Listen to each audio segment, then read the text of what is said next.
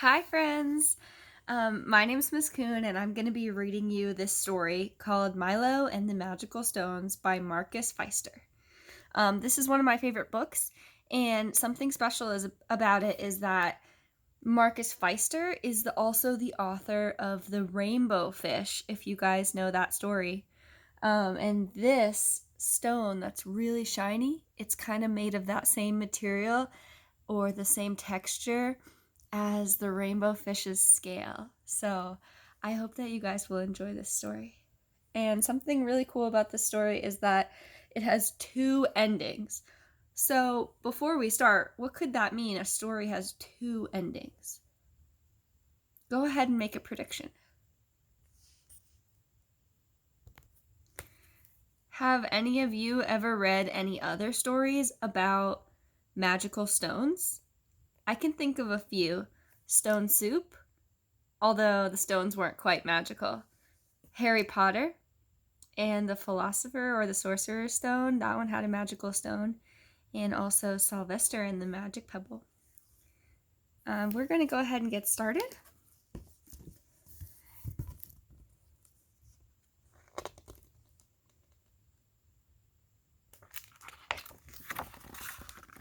And here's our picture. In the middle of the sea, there was an island. And on this island lived Milo and the other cliff mice. They loved their island. It provided them with food, shelter, and protection from the rough storms that pounded waves against the cliff. And you can see little tiny holes. Inside those holes are tiny little mice.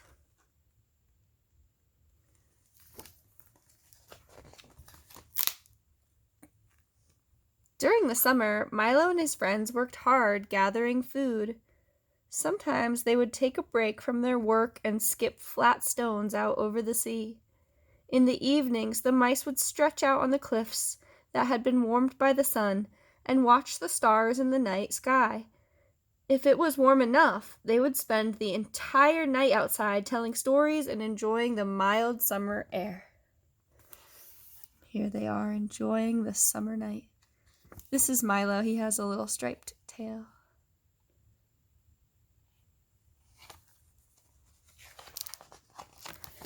But when the first winter storms arrived, the mice would spend most of their time huddled in dark, damp caves, dreaming of light and warmth.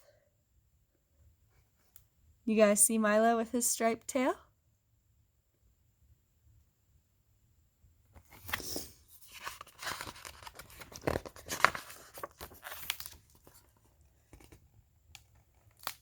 After one of these storms, Milo crept out of his cave looking for food. He poked his nose curiously into every crevice. Then, in a particularly deep crevice, he saw something extraordinary, a strange glowing stone. Using a long stick, he carefully pried it out and carried it back to his cave.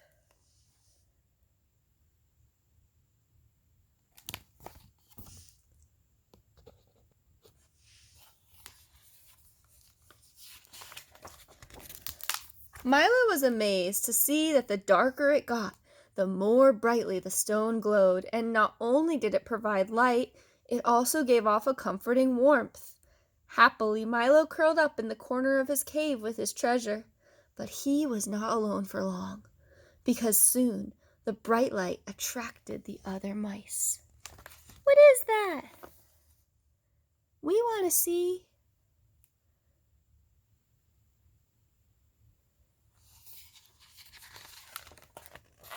Everyone wanted a stone of his own, and they asked Milo to show them where he had found his. But just as they were about to set off, wise Balthazar stood up and spoke. "Don't forget," he said, "the stones belong to the island. If you take something from the island, you must give something in return." And he looks a little bit old and wise. He's got a cane. He has some little wrinkles on his forehead and wrinkly whiskers. Now, here's the two endings. The happy ending or the sad ending. Which ending do you want to read first? I'm going to read the sad ending first, and then we'll come back and read the happy ending. The sad ending. Only Milo heeded Balthazar's warning. He immediately began thinking of what gift he could give the island, but the other mice hurried off to find the glowing stones. They squeezed into the tunnel. They started digging wildly. They tossed the smaller stones aside. They only wanted the biggest ones. They squeezed and chipped and dug. They tossed the smaller stones aside. They used sharp rocks. They dug away the hole in the tunnel, making it wider and deeper.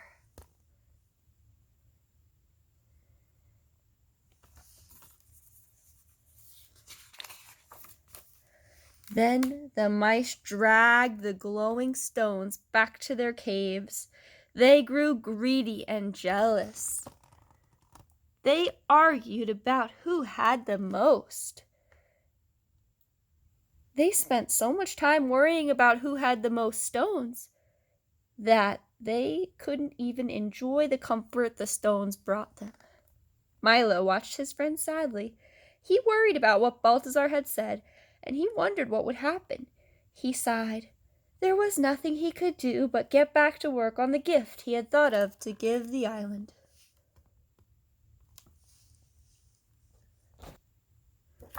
Soon the mice grew even greedier and more jealous. They needed more and more stones. They crept back into the tunnel.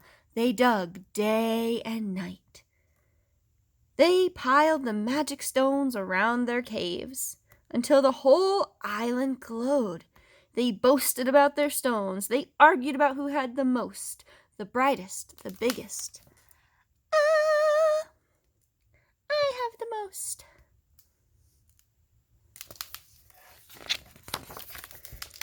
The mice were consumed with greed. They dug deeper and deeper into the walls of the mountain. The walls of the mountain grew thinner and thinner.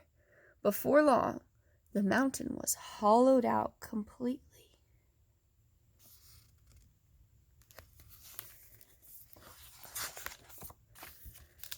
Suddenly, with a thunderous roar, waves crashed.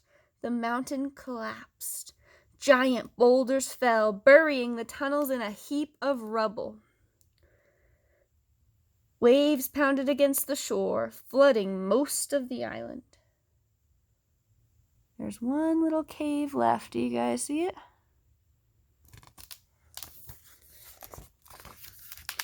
Only one cave was left. Inside, Milo and Balthazar crouched trembling in a corner. The stones could have brought such happiness, Balthazar said quietly.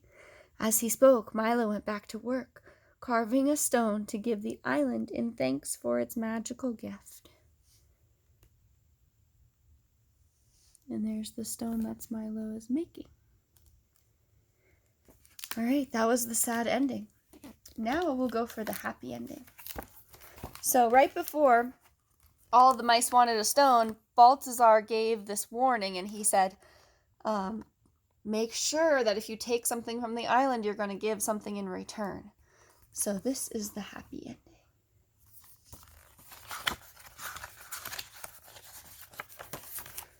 Balthazar is right, thought Milo. What could I give back to the island? He thought for many days. At last he had an idea. He went down to the shore where the sea washed up all kinds of stones, and he got one about the same size as the one he had taken. He sat down and started chipping away at the stone. The other mice gathered around. Milo worked for hours until he had carved a beautiful sun into the stone. And then Milo led his friends to where the hidden crevice in the mountain had been, and put his carved stone in the place where he had found the glowing stone. The other mice began digging. Directly below the crevice, they found a tunnel that ran deep into the mountain. The further into the mountain they went, the more glowing stones they found. Each mouse took one and carefully carried it home. Then, just like Milo, they found ordinary stones along the shore, and they started to decorate them.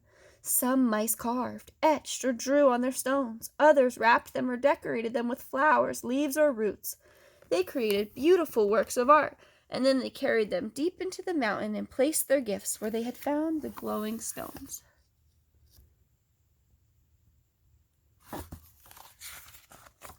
From then on, the windy weather did not bother the mice in the winter, who snuggled happily in their warm, bright caves. Often they got together and they told stories. These made the nights seem shorter, and the winter was less damp and dark.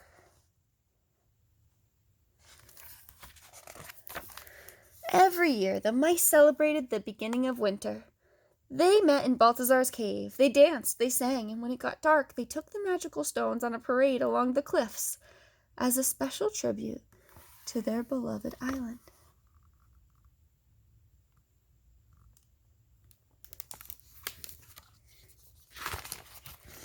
And these are the stones that they have created.